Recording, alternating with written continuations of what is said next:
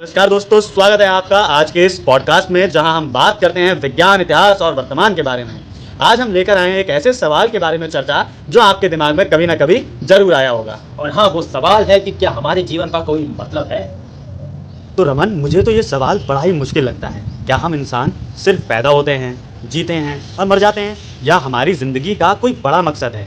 देखो, ये सवाल फिलोसफिकल जरूर है, लेकिन कुछ लोग कहते हैं कि हमारी जिंदगी का पहले से तय किया हुआ कोई मतलब नहीं होता। हम अपनी जिंदगी का मतलब खुद बनाते हैं।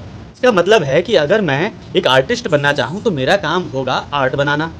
अगर कोई डॉक्टर बनता है तो उसका मकसद है लोगों की मदद करना। बिल्कुल, ये एक नजरिया है। फिलोसोफर सार्ट्रे ने कहा था कि एग्जिस्टेंस प्रीसीड्स एसेंस। इसका मतलब है कि हम पहले अस्तित्व में आते हैं और फिर अपने काम और चुनाव से अपनी पहचान या मकसद बनाते हैं। ये तो बहुत इंटरेस्टिंग है। तो इसका मतलब ये हुआ कि हम अपने मकसद के खुद ही आर्किटेक्ट हैं। हाँ, पर इसका दूसरा पहलू भी है। कुछ लोग मानते हैं कि जिंदगी का मतलब स्पिरिचुअल या रिलीजियस होता है, कि हम किसी बड़े डिवाइन प्लान का हिस्सा हैं। जैसे कि हमारा जन्म किसी खास मकसद के लिए हुआ हो और उस मकसद को हमें ढूंढना है। एग्जैक्टली।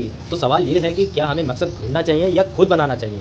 तुम क्या सोचते हो इस बारे में? दोनों में बैलेंस जरूरी है।